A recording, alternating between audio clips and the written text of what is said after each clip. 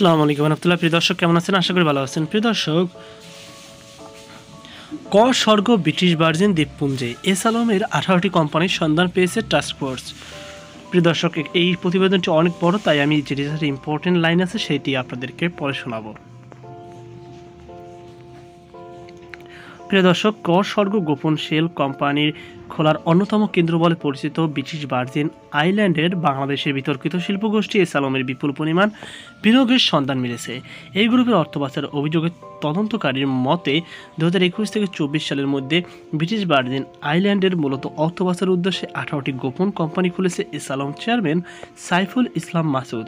এসব ক্ষেত্রে বাংলাদেশ ব্যাংকের কোনো অনুমতিও নেননি তিনি। 2009 সাল থেকে শুরু করে 15 বছর সময় ধরে দেশ শাসন করেছেন আওয়ামী লীগ সরকার। ছাত্র জনতার গণঅভ্যুত্থানে 5ই আগস্ট তার পতন হয়। তবে দর্শক, এরপরই উঠে আসে তাদের এরকম অর্থ পাচারের চিত্র। তবে দর্শক, আমরা একটু আরেকটু নিচে যাই। এখানে 150 জনের তালিকা করা হয়েছে, যাদের মধ্যে 79 জনের বিষয়ে এর মধ্যে তদন্ত করা হচ্ছে। তো প্রিয় দর্শক, এখানে গুরুত্বপূর্ণ একটি তথ্য হচ্ছে $17 বিলিয়ন পাচার হয়েছে। এর মধ্যে কেবল এস আলম একাই করেছেন অন্তত $10 বিলিয়ন পাচার, অর্থাৎ 50%-রও বেশি তিনি ডলার পাচারের সাথে যুক্ত রয়েছে। সম্পদ উদ্ধারে দরকার সর্বাত্মক প্রচেষ্টা। State university of new York অর্থনীতির অধ্যাপক এবং বাংলাদেশ ব্যাংকের সাবেক প্রধান অর্থনীতিবিদ বিরূপাক্ষ পাল টিবিএসকে বলেন, বাংলাদেশের ব্যাংক খাত ধ্বংস করার জন্য দায়ী দুজন ব্যবসায়ী, এক এস আলম, দুই সালমান এফ রহমান। বিগত সরকারের এখানে মূল ভূমিকা রেখেছে। গভর্নর বলেছেন, কেবল এস আলম একাই $10 বিলিয়ন বেশি সম্পদ বিদেশে পাচার করেছে। এসব অর্থ ফিরিয়ে আনতে সরকারকে সব ধরনের চেষ্টা করতে হবে। সিঙ্গাপুর সহ যেসব দেশে অর্থ পাচার হয়েছে ফিরিয়ে আনতে সহায়তা চেয়ে সেসব দেশের সরকারের সাথে আলোচনার উদ্যোগ নিতে পারে বলে তিনি জানান। সিঙ্গাপুর, মালয়েশিয়া, সাইপ্রাস ও ইউরোপ এস আলম গ্রুপের বিপুল বিনিয়োগের কথা জানা যাচ্ছে। তবে তিনি সতর্ক করেছেন, এই প্রক্রিয়া বেশ দীর্ঘ এবং তাতে অনেক বছর লাগতে পারে। এর মধ্যে আগামী নির্বাচন হওয়া যে কোনো রাজনৈতিক পরিবর্তনও বিষয়টি জটিল করে তুলতে পারে।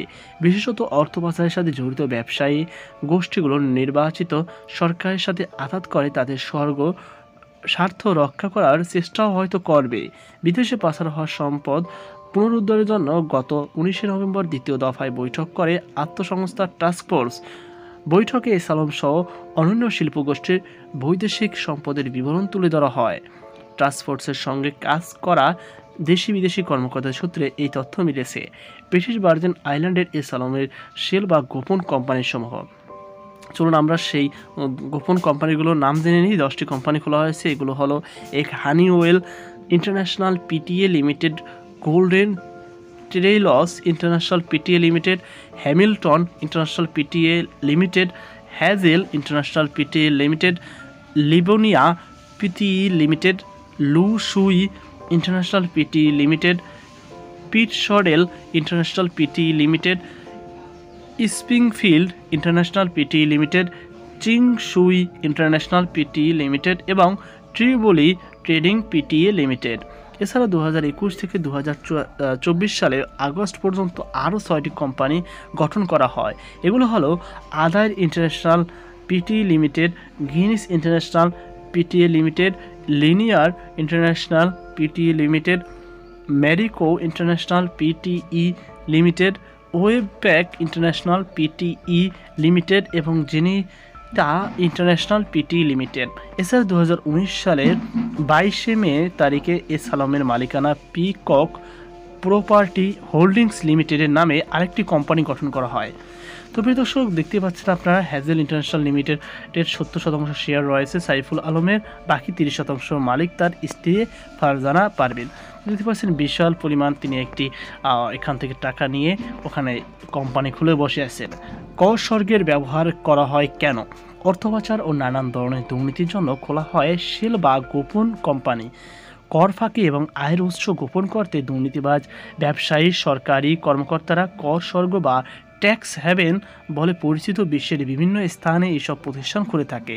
বেশিরভাগ ক্ষেত্রেই ন্যূনতম কার্যক্রম পরিচালনার মাধ্যমে সম্পদ ধারণ বা তা লেনদেনের মাধ্যমে অন্যত্র স্থানান্তর করতে শেল কোম্পানি খোলা হয়।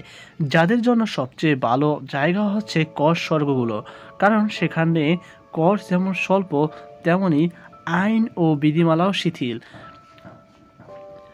গোপনীয় রক্ষারও সুবিধা রয়েছে। কর সুবিধা লাভ এবং গোপন কার্যক্রম পরিচালনায় আগ্রহী ব্যক্তি ও ব্যবসা প্রতিষ্ঠানগুলোর কাছে জনপ্রিয় কয়েকটি কর স্বর্গের মধ্যে নাম করা যায়, যেমন Cayman Island, British Virgin Island, Bermuda ও চ্যানেল আইল্যান্ড এর নাম। International Consortium of Investigative Journalist ICIJ এর এক অনুসন্ধানে এসব কর স্বর্গের ব্যাপক সুবিধা গ্রহণের চিত্র উঠে এসেছে। বিভিন্ন শেল কোম্পানি ব্যবহার করে কিভাবে কর ফাঁকি দেওয়া, অর্থ পাচার ও প্রকৃত মালিকানা গোপন রাখা হচ্ছে তাও উঠে আসে। এতে সম্পদ ফিরিয়ে আনা কঠিন, তবে করা সম্ভব।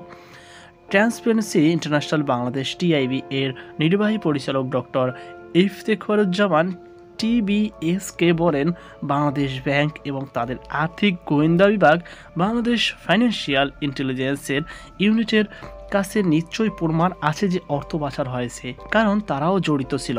পাচার হওয়া অর্থ ফিরিয়ে আনা অসম্ভব না, তবে এটি জটিল ও দীর্ঘ একটি প্রক্রিয়া। তিনি বলেন, প্রথমে এটা আইনিভাবে প্রতিষ্ঠিত করতে হবে যে বাংলাদেশ থেকে পাচার করা অর্থে ব্রিটিশ ভার্জিন আইল্যান্ডে এসালম কোম্পানিগুলোর অর্থায়ন করা হয়েছে। এটাকে পাচার হওয়ার টাকা বললেও আইনিভাবে প্রমাণ না করতে পারলে কোনো দেশই তা ফেরত দেবে না। তবে একবার আইনিভাবে প্রমাণ করা গেলে সম্পদ ফিরিয়ে আনতে তখন সংশ্লিষ্ট দেশগুলোর সঙ্গে কূটনৈতিক তৎপরতা শুরু করা যাবে। এই লক্ষ্য অর্জনে BFIU, দুদক, CID, জাতীয় রাজস্ব বোর্ড ও অ্যাটর্নি জেনারেলের কার্যালয় গুরুত্বপূর্ণ এই 5টি সংস্থার সমন্বিত প্রচেষ্টা থাকতে হবে বলেও মন্তব্য করেন তিনি। বিদেশে ইসলামের যেসব সম্পত্তির তথ্য জানা গেছে, 2009 সাল থেকে গত এক দশকে ইসলাম নিজের এবং তার স্ত্রীর নামে বিভিন্ন কোম্পানি স্থাপন করে সিঙ্গাপুরে ব্যবসায়িক সাম্রাজ্য গড়ে তুলেছেন। সিঙ্গাপুরের দ্য বিজনেস স্ট্যান্ডার্ড পরিচালিত সরেজমিনী তদন্তে দেখা গেছে, ইসলাম একটি শপিং মলে 3টি হোটেল রিটেল স্পেস কেনার জন্য 700 মিলিয়ন সিঙ্গাপুরি ডলার, বর্তমান ডলার মূল্য 6,300 কোটি টাকার সমান বিনিয়োগ করেছেন। এর আগে ডেইলি স্টার এক রিপোর্টে উঠে এসেছে, এসালম গ্রুপের মালিক মোহাম্মদ সাইফুল আলম সিঙ্গাপুরে কমপক্ষে $1 বিলিয়ন ব্যবসায়িক সাম্রাজ্য গড়ে তুলেছে। তো প্রিয় দর্শক, আপনারা আশা করি বুঝতে পেরেছেন, এভাবেই তিনি ডন হয়ে গেছেন, বিভিন্ন দেশে কর স্বর্গ গঠন করেছেন। তো প্রিয় দর্শক, আপনার কি মতামত অবশ্যই কমেন্ট বক্সে জানাবেন। সকল আল্লাহ হাফেজ।